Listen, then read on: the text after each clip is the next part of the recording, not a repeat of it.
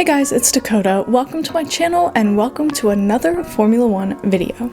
Most of us have been watching the majority of this season, if not many seasons previous. Likewise, many of us watched the shit show that was the 2024 Qatar Grand Prix.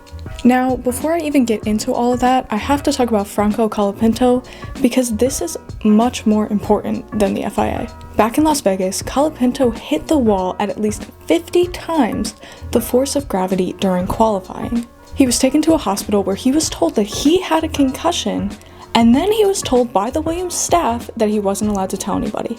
They basically had a PR guy attached to his hip, and these dumb bitches didn't realize that he's probably just gonna say it in Spanish.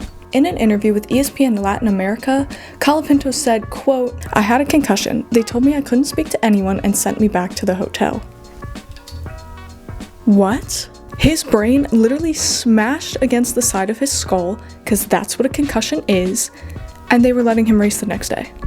And no matter how slight a concussion is, it's still incredibly dangerous, especially if you run the risk of getting another concussion, say, in a Formula One race. Look at this picture that was posted on the F1 official Instagram account. He does not look okay. Bruising around the eyes is actually a symptom of head trauma. I just can't imagine putting him in a car in good consciousness. People have gotten their lives ruined for getting multiple concussions in a row. Back when I was in high school, we talked about this guy, Preston Pleverties, that played American football at a college nearby. Long story short, Pleverties was an American football player at LaSalle University who got a concussion during practice. Despite being diagnosed and having very clear symptoms, the coaches, the trainers, and the nurses allowed him to play anyway. And he got hit again, and now his life is basically ruined. After the second hit, they literally took him to the hospital where they had to cut open part of his skull because his brain was swelling so badly. At one point, he was having up to 10 very painful seizures a day, and now he can barely walk or talk. You know, and all that for a football game. I will link a little documentary about the story below. Just be warned, it's a very depressing watch. But concussions can cause symptoms like difficulty concentrating, nausea, decreased reaction time, and fatigue. If Colapinto is experiencing these symptoms, which he most likely is on the track, he's not only endangering himself, he's endangering other drivers as well. Like, the most experienced drivers with the best cars make mistakes, but you're gonna put your faith in a concussed rookie in a Williams? For what? P19? And he's only 21, his brain isn't even fully formed yet, which makes the effects of a concussion even worse. And I'm sure Colapinto wants to drive. He's a professional athlete.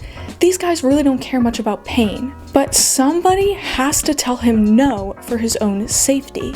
He literally crashed in the first lap of Qatar, and it doesn't matter that it wasn't his fault. Shit happens, drivers crash.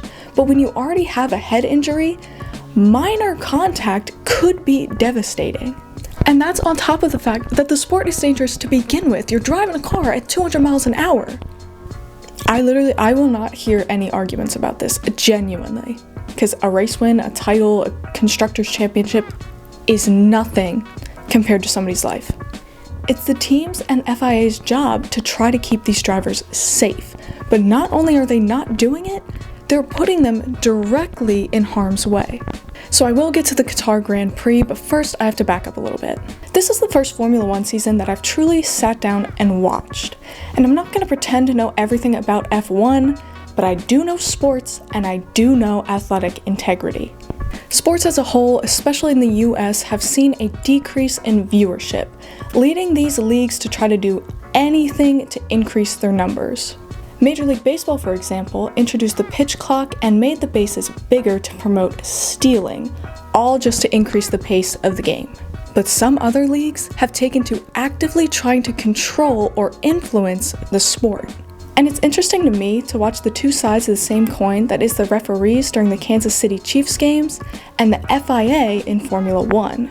The Chiefs' last 14 wins have been within one possession, and they are statistically the worst 11-1 team in NFL history. Patrick Mahomes has had 22 interceptions called back for penalties on the defense, and in Tom Brady's entire career, he had 3.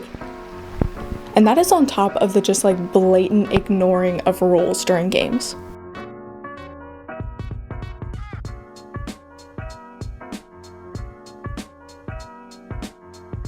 So why are they being favored so much? Easy, they bring in a shit ton of money. I really do think that the refs are being told to take it easy on the Chiefs to keep their wins high, keep their fans engaged, and keep using one of the most famous women in the entire world for free marketing. And the FIA is very similar. Back in 2023, Verstappen and Red Bull blew everybody else out of the water, and Formula One was blaming their decreased viewership on Verstappen dominance. But then came 2024, and with it, Lando Norris in a shiny new McLaren 36. Realistically, Norris was never that close to Verstappen. He would have had to been almost perfect in every single race, and Verstappen would have had to make multiple mistakes. And the FIA knows that even in a shit Red Bull, Max Verstappen is still Max Verstappen. Like in Houston, the FIA called Norris for overtaking outside of the lines, which is illegal and he should get a penalty for. But they got a lot of backlash for not giving Verstappen a penalty as well, because a lot of people were saying that Verstappen was the one that pushed him out of the lines. Which he did, but after that, the FIA rebounded really hard. The next 2 times that Verstappen pushed Norris off of the track, he received a 10-second penalty for each, which to me seems a little excessive, but I do think that it was partially a makeup call. Basically, a makeup call is when an official knows that they fucked up, so then they decide to punish the other team for their mistake. It's annoyed me forever. I played softball, so we got a lot of makeup calls, but even when it helped me, it was still annoying because it means that the ump has no consistency. But then after that, they basically kept tabs on Verstappen all the time, waiting for him to do something wrong so they can slap him with a penalty to make the Norris versus Verstappen championship battle more exciting. I always say that there's at least one ref just with binoculars trained on the defense of whoever's playing the Chiefs, just waiting for them to make a mistake. And they might be doing the same thing to Verstappen. But it didn't work, and Verstappen took the championship in Las Vegas, which brings us to Qatar. Low-key, this might be a little out of pocket, but I feel like part of the reason why they gave Verstappen a penalty in qualifying was because they didn't want to hear George Russell bitch about it anymore. I've said it before, I'll say it again. F1 drivers bitch like middle school girls. And I don't know if the FIA was just like, oh, it doesn't matter because Verstappen's already won the championship, but it still goes against athletic integrity. I mean, if they were just looking to make F1 headlines more interesting, mission accomplished. Honestly, they didn't even make the headlines more interesting. Verstappen made the headlines more interesting. But they're handing out penalties like candy all throughout the race and calling drivers for safety violations when the irony is there's a busted mirror in the middle of the racetrack. Literally everybody saw it sitting in the middle of the raceway, and they could have called a virtual safety car had some guy run out and grab the mirror, and that would have been it. Instead, they just leave it there, Bottas runs it over, and then Hamilton and Sainz get punctures from the debris, effectively ruining their races. So you know what they do? They give Lando Norris a penalty. Norris was given a 10-second stop-and-go penalty, which is basically a 35-second penalty because he failed to lift off during a yellow flag. A lot of people agreed that he deserved a penalty, but that the penalty given was just too extreme. But a lot of people also brought up that Raikkonen got the same penalty back in 2017. I think the lights malfunctioned. The safety car lights never went off. See, I don't know what I've done wrong at the minute. Apparently I didn't slow under the yellow. I'm not an idiot. If I knew there was a yellow, I would have slowed down. I don't know if I've missed it or just been dumb, but yeah, if the rule is if you don't slow down under the yellow, that's the penalty, so it's a fair penalty. For argument's sake, I'm just gonna say that the penalty was fair. But why the fuck did it take 20 laps to give it to him? He either did or he didn't. It's not like a complicated issue. They dropped him from second place to 15th. And the only reason why he didn't drop further than that was because there was only 15 drivers left on the track. And this happened with like 10 laps left. I think that the FIA is now trying to help Leclerc and Ferrari. I think that they waited to give Norris the penalty so that it would be more difficult for him to climb back up into the points. If they had given him the penalty when it happened, which I'm sure is when Verstappen reported it, he probably would have had time to climb decently back up into the points, most likely into the top 5. I don't know if they're just pissy that he didn't challenge Verstappen enough, so now they're like, fuck you, you get 3rd.